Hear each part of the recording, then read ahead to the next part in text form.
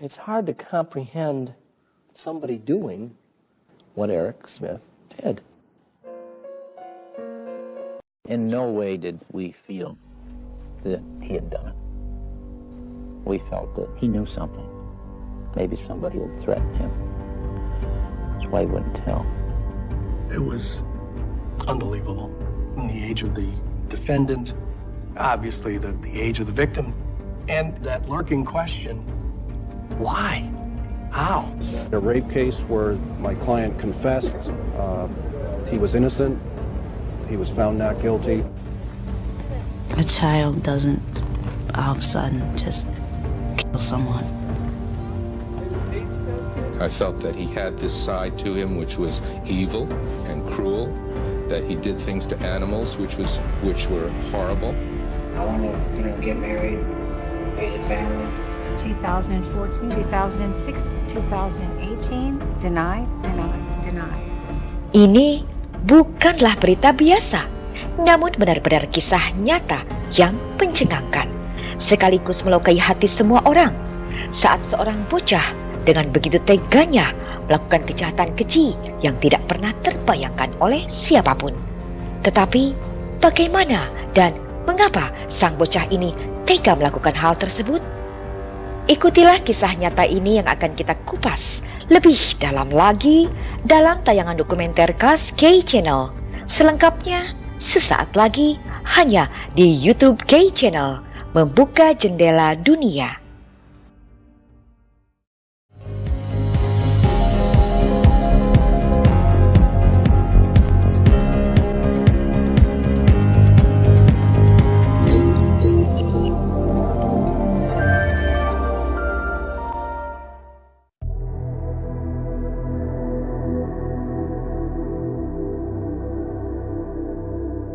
Ia memang seorang bocah polos yang memiliki tubuh lebih kecil dibanding teman-teman sebayanya.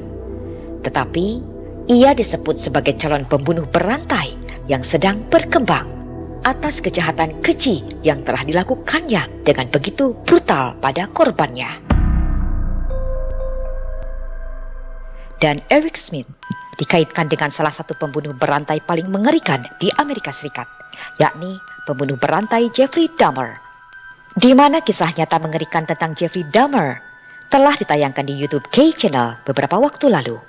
Mereka menyebut bahwa terdapat kesamaan antara Eric dan Jeffrey Dahmer. Berita ini sangat menggemparkan hingga menjadi serbuan para awak media lokal dan nasional yang terus meliputnya sepanjang hari di setiap harinya.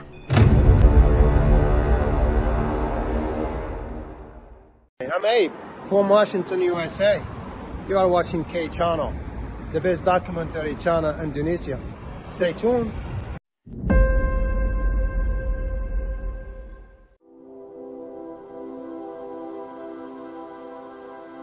Savona adalah sebuah desa kecil yang terletak di Steuben County, New York, Amerika Serikat. Desa berpenduduk sekitar 950 jiwa ini adalah desa yang sangat tenang dan aman. Namun pada tanggal 2 Agustus 1993, sekitar pukul 10 pagi ini, saat hujan turun dengan begitu deras, seorang ibu sedang gelisah menunggu putranya pulang. Karena sekitar 1 jam sebelumnya, sang ibu yang sedang kerepotan mengurus bayinya yang sedang rewel. Lalu putra sulungnya yang masih berusia 4 tahun meminta izin untuk bermain sepeda di sekitar lingkungan dekat rumah. Dan sang ibu memberinya izin sampai memberikan bekal makan siang beserta minuman kesukaannya, Kool-Aid. That morning, and Derek says, "It's okay, Mom. I'll go by myself. It's no problem. The kids are probably going down the street." He gave me a kiss, and I said, "I love you." He says, "I love you, Mom." It's the first time I've ever let him go anywhere alone. Karena khawatir, sang ibu lantas segera mencarinya. Tetapi ia tidak bisa menemukan putranya. Lantas sang ibu segera menghubungi polisi untuk meminta pertolongan menemukan putranya yang hilang, Derek Robbie. Tim kepolisian segera bergerak mencari Derek Robbie mereka menurunkan anjing pelacak dan helikopter untuk mencari keberadaan Derek selama berjam-jam. Dan setelah 5 jam pencarian, pada sore harinya, akhirnya polisi menemukan Derek Robbie di sebuah hutan kecil yang berjarak hanya beberapa ratus meter dari rumahnya. Namun Derek ditemukan sudah tidak lagi bernyawa, dengan keadaan jasadnya yang sangat mengenaskan.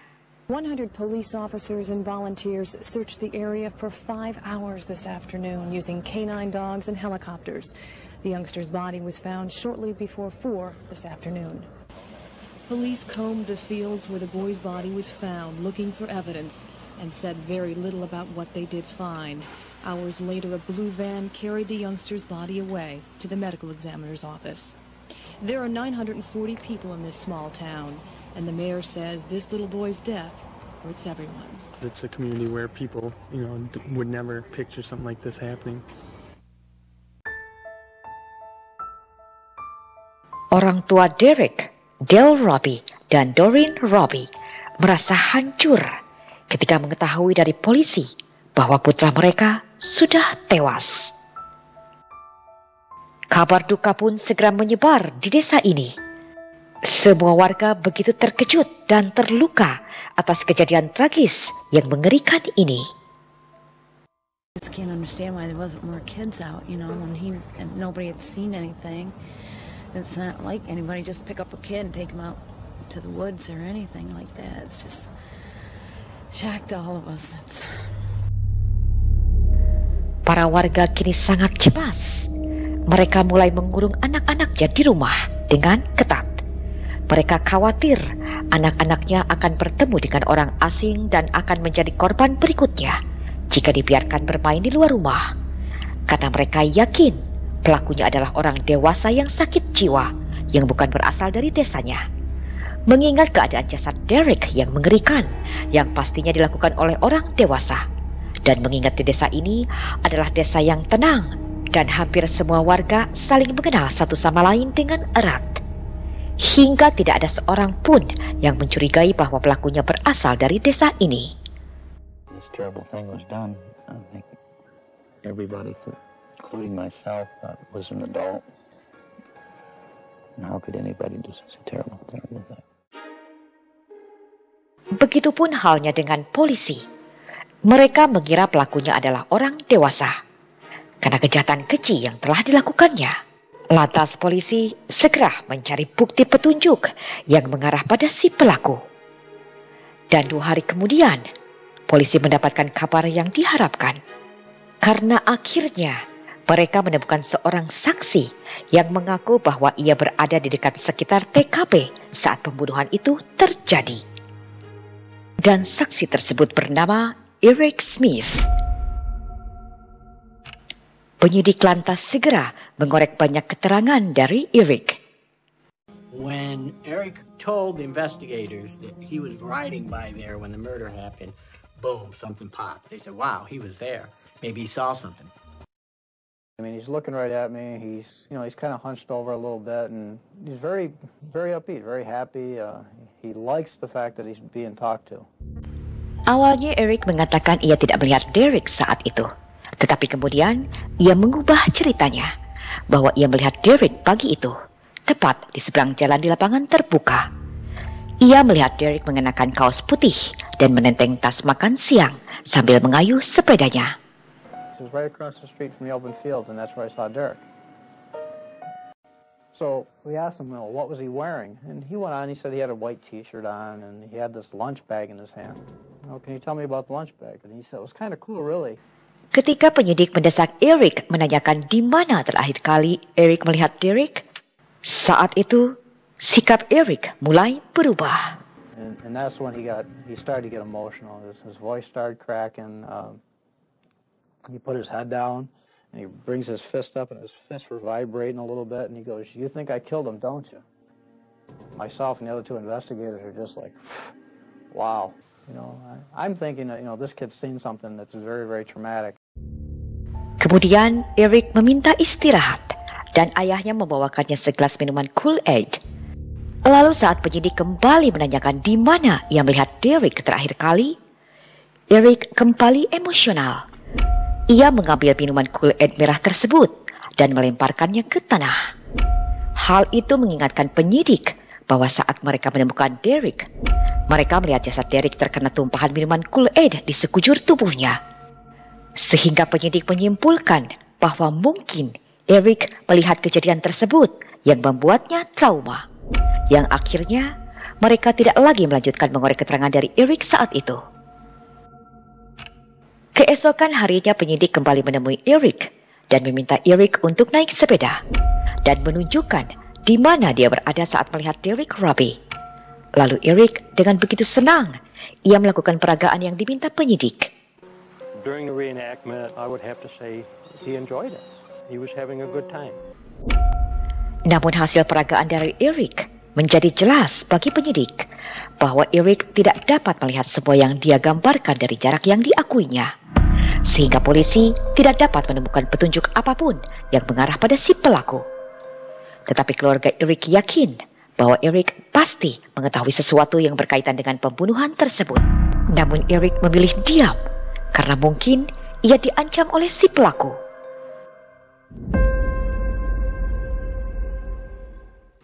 Lima hari setelah Derek Robbie tewas mengenaskan, kini jasadnya dimakamkan dengan seragam bisbolnya. Semua warga menghadiri pemakamannya. Dan dengan penuh duka, para warga juga menancapkan tiang salib di lokasi tempat kejadian pembunuhan di hutan kecil tersebut.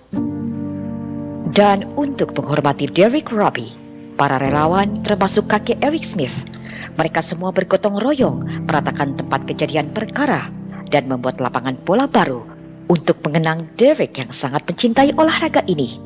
Dan para orang tua murid di sekolah Derek, mereka berkumpul untuk sama-sama mendoakan Derek Smith. It took me 16 hours to bring him into the world, and it took somebody just a couple minutes to take him out. And I know they will catch you, whoever you are.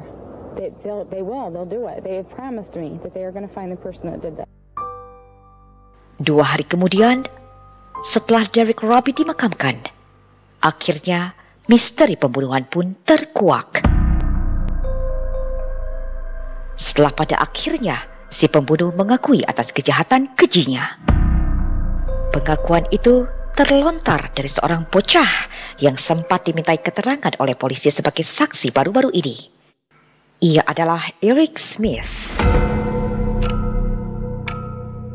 Pada hari itu, keluarga Eric mencoba mengorek keterangan dari Eric dan memohon pada Eric untuk menceritakan apa yang diketahuinya. Dan ternyata kenyataannya lebih mengerikan dari yang pernah mereka bayangkan. In no way did we feel that he had done it. We felt that he knew something. Maybe somebody had threatened him. That's why he wouldn't tell. I was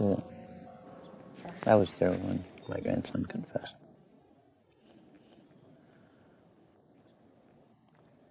It was terrible. And he just said what? I'm sorry, Mom. I'm sorry. I killed that little boy. Still hard to believe. Lalu pada malam harinya, orang tua Eric segera melaporkan hal tersebut pada polisi. Dan Eric segera diamankan. Wow, it's a terrible murder like this. Everyone was saying, let's go find the drifter, whoever this adult is. And then, boom, you see this little freckle-faced, red-haired kid with glasses. That's the monster that did it? It can't be. To me, why? How? How could take the life of a little boy? Berita penangkapan si pelaku kini telah menyebar dan sangat mengejutkan semua orang. Sebuah awak media baik lokal maupun nasional serentak berdatangan memburu berita yang menggemparkan ini tentang seorang pembunuh termuda di sepanjang sejarah negara bagian di New York, Amerika Serikat. Family members say they knew something was wrong with what Eric Smith was telling them. The 13-year-old kept changing his story about what he saw and where he was the morning 4-year-old Derek Robbie was bludgeoned to death. Last night, the teen's family brought him to police. Investigators say he confessed to the killing. I interviewed Eric Smith, and at that point, we obtained the truth from him. It was unbelievable. In the age of the defendant, obviously the age of the victim, and that lurking question, why? How?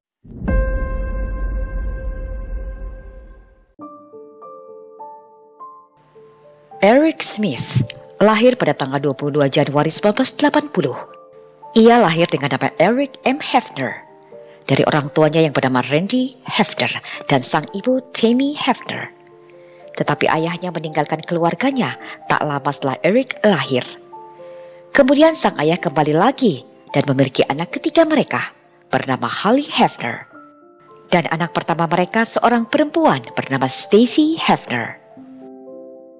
Namun lagi-lagi ayahnya meninggalkan keluarganya 1 tahun setelah Holly Hefner lahir dan tidak pernah kembali. Beberapa lama kemudian sang ibu, Tammy, menikah lagi dengan Ted Smith. Sang ayah tiri Ted begitu menyayangi Eric seperti putranya sendiri. Dan dari sinilah Eric Hefner kemudian berganti nama menjadi Eric Smith.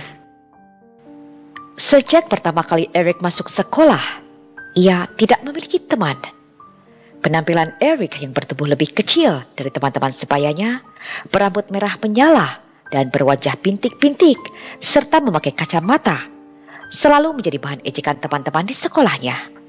Apalagi di usia 5 hingga 11 tahun, ia masih mengompol dan sempat mengompol di sekolah ketika diejek teman-temannya. Sehingga teman-temannya di sekolah selalu memperoloknya, bahkan mengganggunya.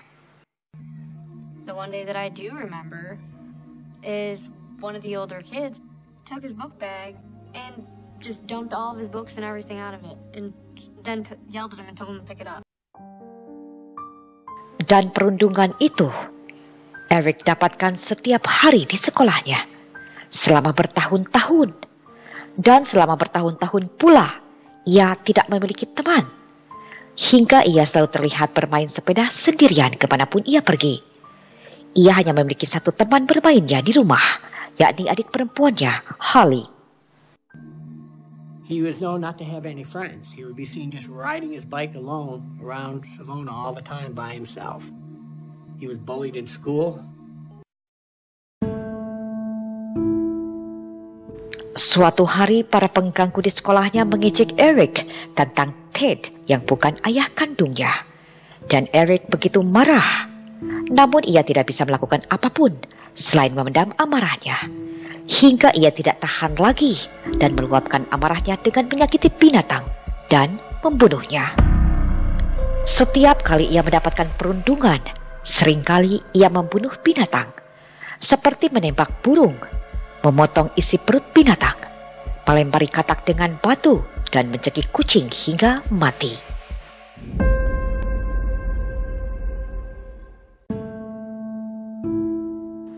Suatu hari, Eric sempat mengatakan pada kedua orang tuanya bahwa ia begitu kesal dan ingin menyakiti seseorang. Lalu ayah tirinya menyarankan untuk meninju sebuah pohon. Tetapi ternyata itu tidak cukup bagi Eric. Hingga pada suatu pagi, tanggal 2 Agustus 1993, seorang pemimpin perkemahan mengusir Smith dari tempat perkemahan. Dengan perasaan sedih dan kesal yang berkecamuk, ia mengayuh sepedanya untuk kembali pulang dan mulai bertanya pada dirinya sendiri, mengapa ia selalu saja menjadi korban semua orang. Dan di saat perjalanan menuju pulang ke rumahnya, ia melihat Derek, seorang anak yang tampan menggemaskan, berambut pirang dan disukai banyak orang setiap kali ia bermain bisbol. Dari sanalah mulai ada rasa kecemburuan pada Derek. Eric had been teased about his appearance. Derek, on the other hand, was this picture-perfect, cute, happy, athletic child. Saat itu, Eric mulai berpikir bahwa ia tidak mau lagi menjadi korban. Tetapi sebaliknya, Ia ingin orang lain menjadi korbannya. Growing up, I was always picked on, disrespected, made fun of. Eric was tired of being the victim in his mind, and he wanted to see what it felt like to be the victimizer. Lalu ia menghampiri Derek dan membujuknya untuk pergi ke perkemahan musim panas melalui jalan pintas dengan masuk ke hutan kecil. Dan di sanalah ia melakukan tindakan keji dengan begitu brutalnya. Ketika polisi menemukan Derek di hutan kecil, jasadnya dalam keadaan mengenaskan. Derek terbaring di tanah dengan luka sangat parah di bagian kepala, wajah dan dadanya, akibat dihantam oleh batu seberat 11 kg berkali-kali. Dan luka-luka di sekujur tubuhnya diguyurkan minuman Kool-Aid. Namun yang lebih mengenaskan lagi, sebuah tongkat kayu tertancap ke dalam anusnya, yang rupanya Eric telah menusuk-nusukkan tongkat kayu itu ke dalam bagian tubuh tersebut ketika Eric membalikkan tubuh Derek. He chose to end Derek Roby's life. And he chose to do it in a way that was much more than just killing. Then he discovered and dug up one very large rock and one smaller rock, and he battered Derek with those rocks. And he smashed a banana and took Derek's Kool-Aid, and he actually poured that Kool-Aid into the wounds that had been made by the large rocks. And he sodomized Derek with a small stick that he had found. The left sneaker had been removed and was lying near Derek's right hand, and his right sneaker had been removed and was lying near Derek's left hand. It almost looked like the body had been posed in that position. Dan hal yang lebih mengerikan, ternyata Eric yang berusia 13 tahun itu sangat menikmatinya. Totally enjoyed it. Totally enjoyed it. Didn't want it to end. Eric continued to deal with Derek's body because he wanted to, because he chose to, and most frighteningly because he enjoyed it.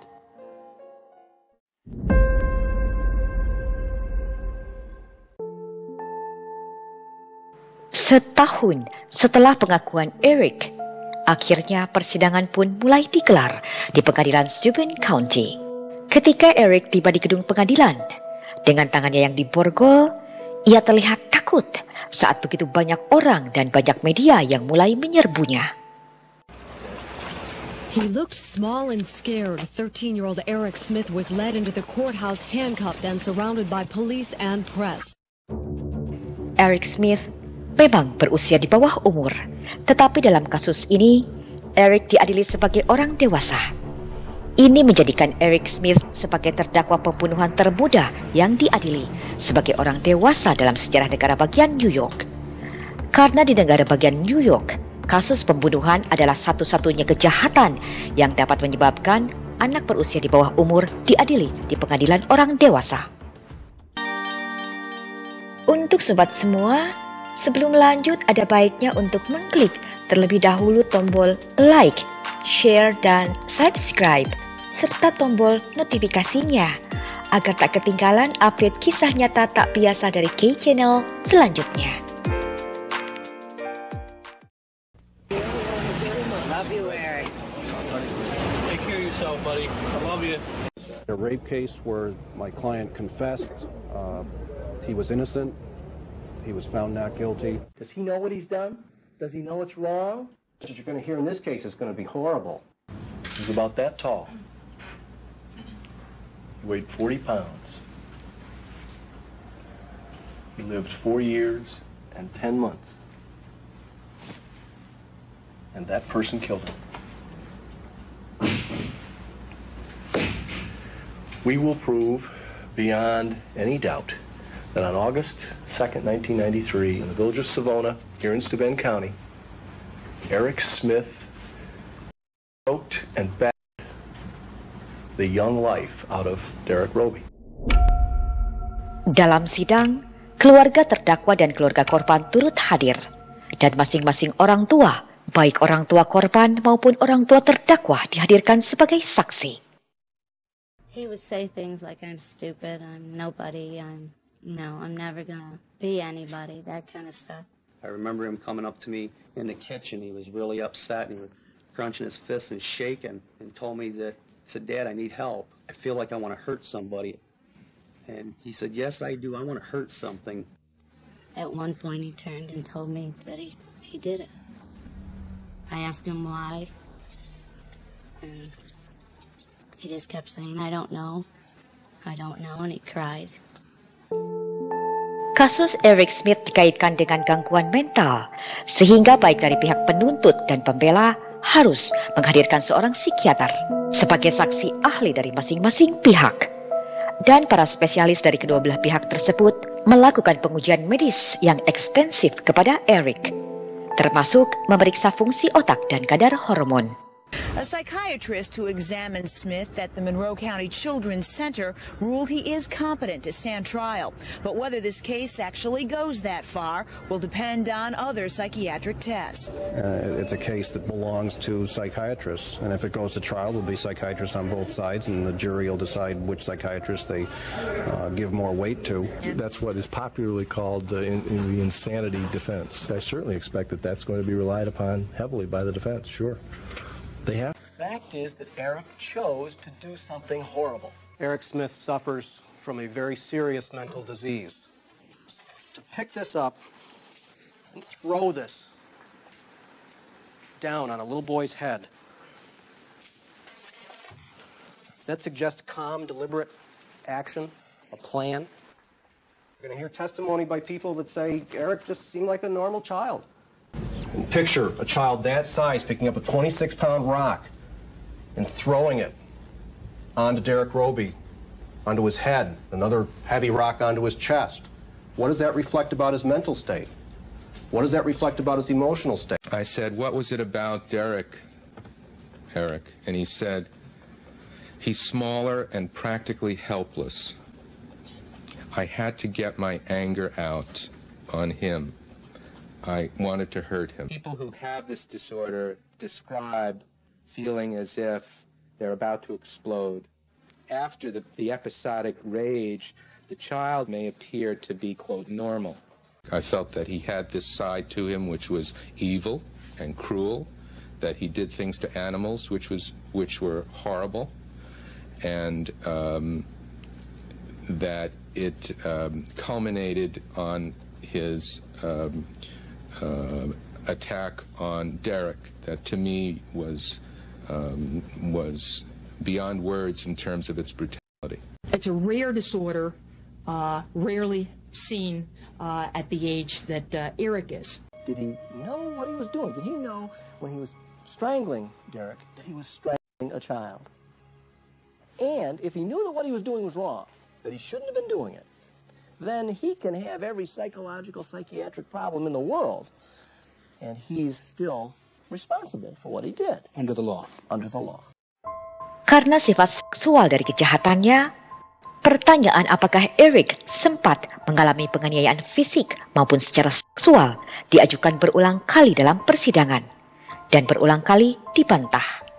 Namun ada kesaksian dari kakak Eric, yakni Stacy Hefner, yang mengaku bahwa ia telah dilecehkan secara seksual oleh ayah tirinya saat ia berusia 11 dan 14 tahun. He molested me. I'd want to know if he was molested. There had to been something bothering him. Namun tidak ada bukti sama sekali bahwa Ted Smith telah melakukan hal tersebut.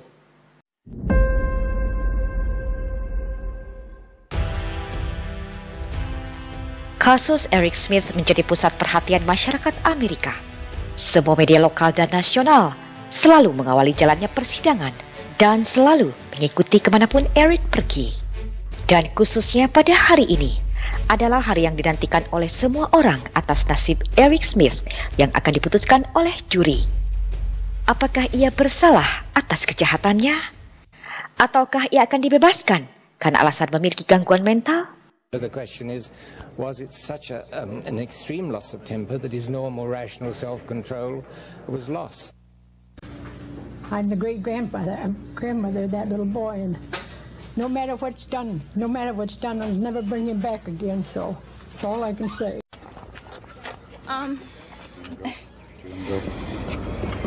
Derek is gone no matter what. So whatever the outcome, I just hope that he doesn't kill any more kids. Saat ini, baik jaksa penuntut maupun pembela memberikan pernyataan penutupnya untuk meyakinkan para juri. The fact that he seemed normal afterwards is something that we all sit back and say, what is going on here? The fact that he seemed normal afterwards shows that he's not normal. One, Eric Smith has a profound psychiatric illness, and number two, it relates to the killing itself. Not a defense under New York law unless it goes to the specific mental state at the time of conduct. There is nothing that suggests that Eric Smith has expressed any remorse for what he did. Dan setelah lebih dari 10 jam berunding, akhirnya tibalah saatnya juri membacakan putusannya. Semua media yang tengah bersiap-siap meliput segera bergegas menuju ruang sidang. So you find the defendant guilty of murder in the second degree? Yes. Is that unanimous? Yeah. Murder second. Murder second. We got him. Guilty murder second. Eric Smith is just 14 years old, but tonight he was convicted of a very adult crime. After 10.5 hours of deliberation, jurors found him guilty of second-degree murder. Now that pronouncement set off a wave of emotion in the court. Keputusan juri tersebut yang memutuskan Eric Smith bersalah menjadi akhir sidang yang melegakan bagi keluarga korban. Sooner or later, people have to be held accountable for their actions. Tetapi tidak bagi keluarga Eric. Sang ibu menangis histeris saat keluar dari ruang sidang. Menurut mereka, keputusan itu adalah keputusan yang salah karena Eric memiliki masalah mental. Our hearts were broken over the results of this trial. But we grieve not only for ourselves, we grieve for the Roby family. Our hearts go out to them. We long for peace for them. We think the results of the trial were wrong because our son has a mental problem. But we trust that our system of justice will right this wrong someday. And we trust in time, all of us, the Robys, our families, and the rest of the community will find peace again. Kasus pembunuhan yang dilakukan oleh Eric Smith tidak hanya melukai keluarga korban yang telah kehilangan putra mereka untuk selamanya, tetapi juga memberikan luka pada keluarga Eric Smith. The biggest thing I remember was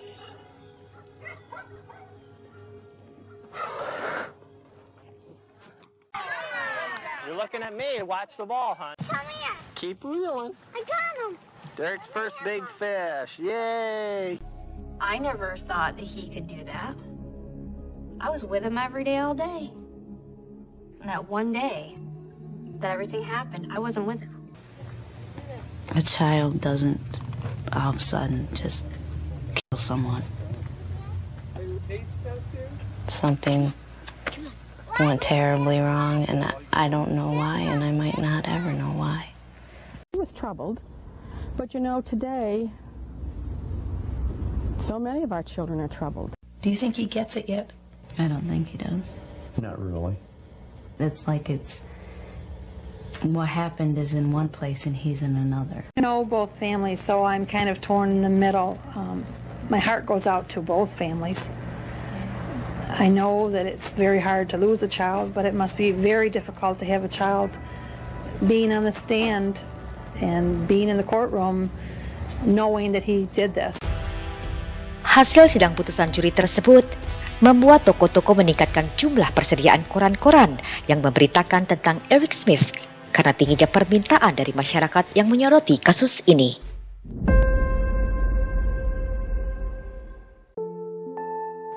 Setelah Eric Smith dinyatakan bersalah pada 3 bulan sebelumnya, kini pada tanggal 7 November 1994 merupakan hari keputusan hukuman terhadap Eric Smith.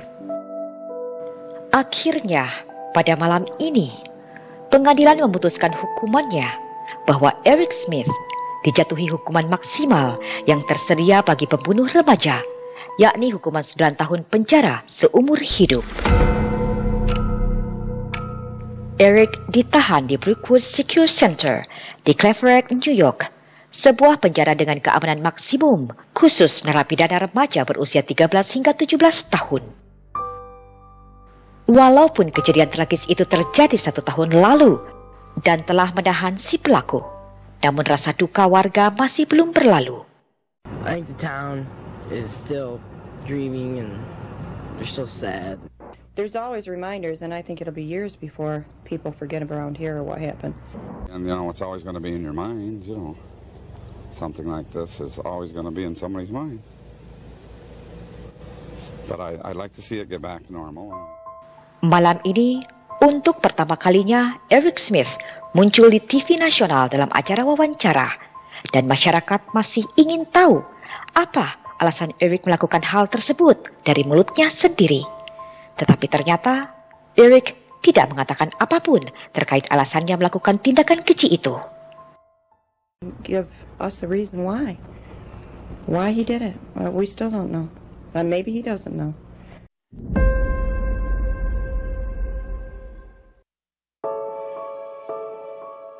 Eric Smith kini telah dipindahkan ke penjara Clinton di Dannemora, New York, sebuah penjara dengan keamanan maksimum pada tahun 2001.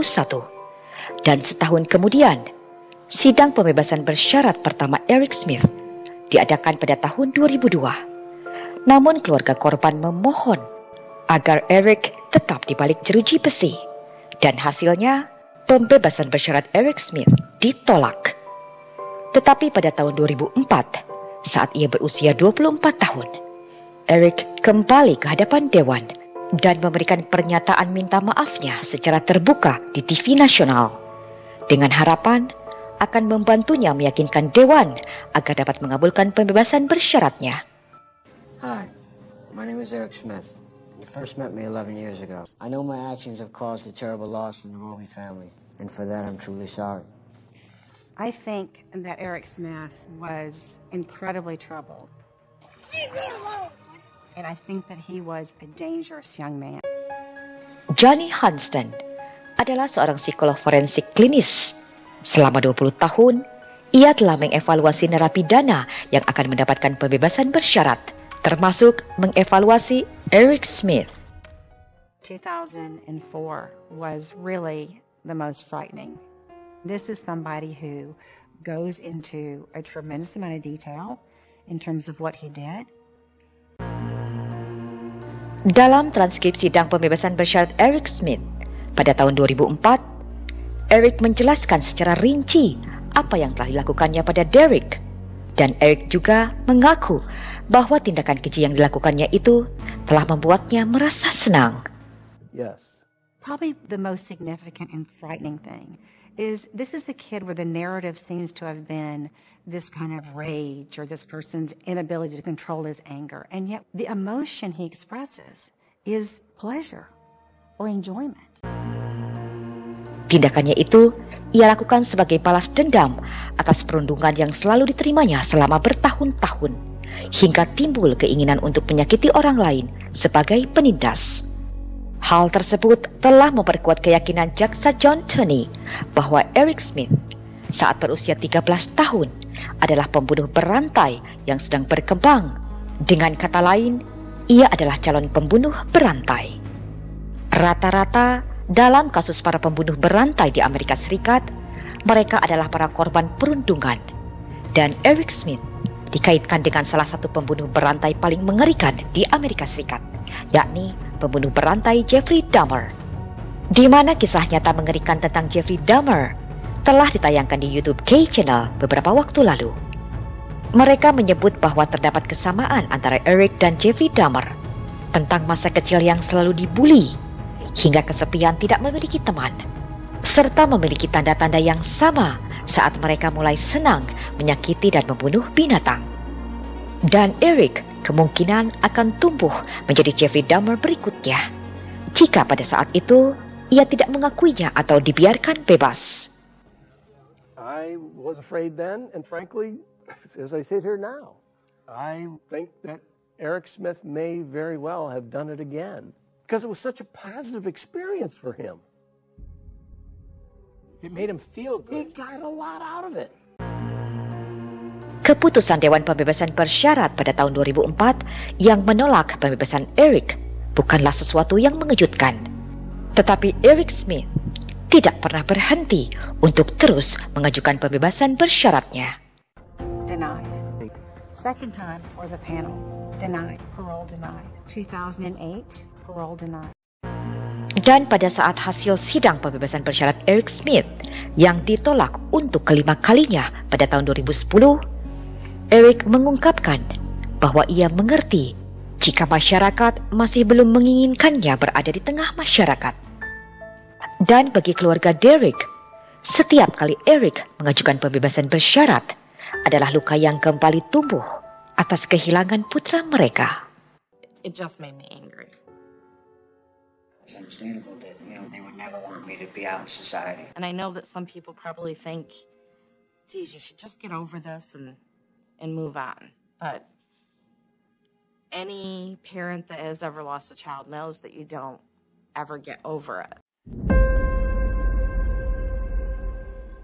2010, parole denied. 2012, denied. 2014, 2016, 2018, denied, denied, denied. Eric Smith kini berusia 41 tahun. Ia kembali menghadap Dewan Pembebasan Bersyarat untuk ke-11 kalinya pada 5 Oktober 2021. Dan untuk pertama kalinya, ia menceritakan secara rinci tentang kejahatannya dan mengakui kesalahannya. Eric meyakinkan Dewan bahwa dirinya kini telah berubah dan ia bahkan telah bertunangan dengan mahasiswi hukum yang mendalami tentang sistem peradilan anak. My anger wasn't directed at Derek at all. It was directed at all the other guys that used to pick on me. And when I was torturing and killing Derek, that was what I saw in my head. Unfortunately, at 13, I viewed life in a very dark manner. I couldn't carry the pain and anguish that I felt anymore. I rode my bike around and I seen Derek. I can take my anger out on him. I got him by himself and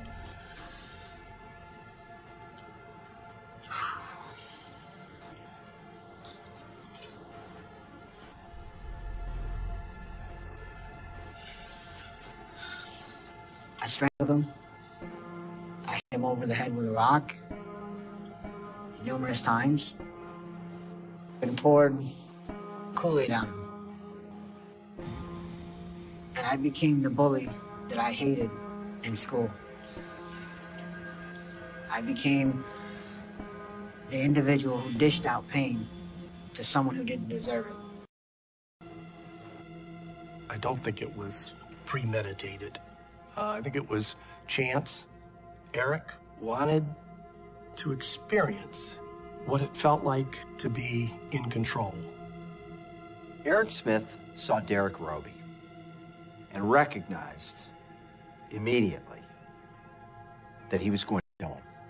He was premeditated. They thought that I knew who did it, or I had seen who had done it. But the person they were looking for is me. I couldn't hold it in anymore. It's hard to comprehend somebody doing what Eric Smith did. The only thing that I can say to him is, I'm not the same person. There's not a day that goes by in some way, shape, or form that I'm forced to remember what I did. I'm automatically thinking I killed Derek and the pain that I caused. I did kill Derek, and for that, I am sorry, and there's nothing I can do to bring him back. The problem is, how sincere is it versus how contrived or calculated it is. I certainly can't tell as I sit here. Is it genuine remorse? Let me tell you, there is no psychological test. There is no face. There is no behavioral indicator of remorse. We don't really know if this remorse is real. Dan setelah 3 dekade, Eric Smith berada di penjara. Pada akhirnya, ia mendapatkan kebebasannya. It's a huge gamble. This parole decision is a high-risk enterprise, to be sure. Eric Smith at 13 is not the same person that he is at 31 or at 41. He has changed. We all change. You kind of go, what else can he do to prove that he is no longer a danger to society? Now we're at the point where it becomes, is this about punishment or about rehabilitation? Tetapi berita pembebasan Eric Smith disambut oleh aksi unjuk rasa puluhan orang di Savona yang memprotes pembebasannya. We are here as a community to stand together for justice for Derek Roby and Dale and Doreen Roby. They wanted to remember Derek because all the attention was now on Eric being released, so they didn't want people to forget. It was very touching. Banyak orang di Savona masih merasa trauma.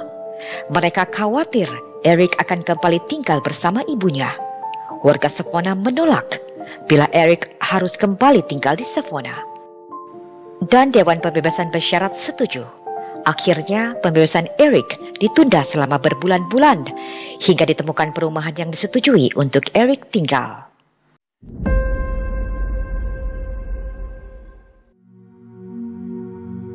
Akhirnya, pada 1 Februari 2022, setelah dikurung selama 28 tahun, Eric Smith keluar dari penjara Woodbourne secara diam-diam tanpa terlihat oleh kamera.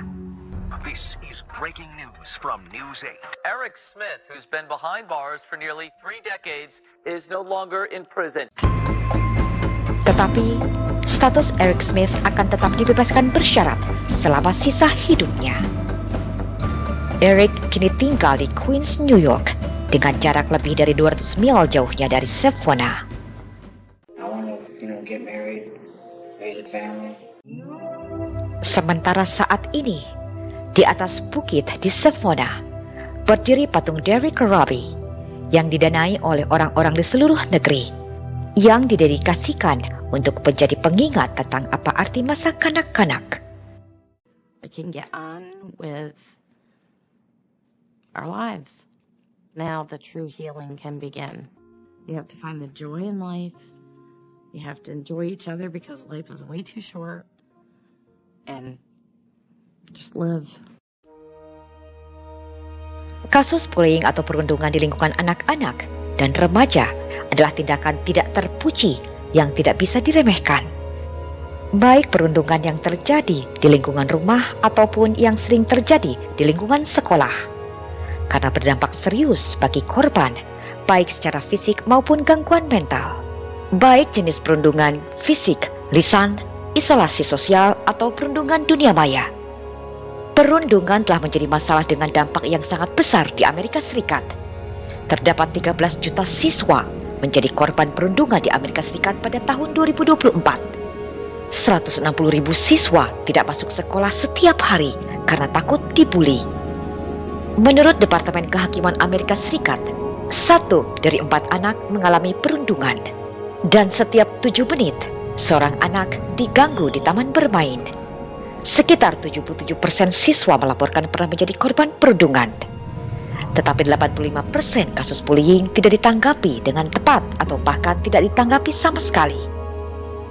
Kasus perundungan anak juga telah mengakibatkan korban memilih mengakhiri hidupnya karena tidak tahan lagi selalu dibully. Di Indonesia sendiri, KPAI menyebut terdapat 2.355 kasus perundungan anak hanya dalam waktu 8 bulan dari Januari hingga Agustus di tahun 2023. Untuk meminimalkan dampak bullying terhadap mental anak, penting bagi orang tua untuk mengajak anaknya konseling dengan psikolog, memberikan dukungan penuh pada anak, dan banyak mendengarkan anak bercerita mengenai perasaannya. Serta tentunya peran pemerintah harus lebih memperhatikan dan menangani masalah perlindungan anak ini secara serius. Bagaimana menurut Sobat K semua? Silahkan berbagi pendapatnya secara bijak ke dalam kolom komentar. Dan berikut sejumlah referensi dalam dokumenter kisah nyata K Channel kali ini. Serta nantikan kisah nyata lainnya yang berbeda selanjutnya hanya di K Channel, membuka jendela dunia.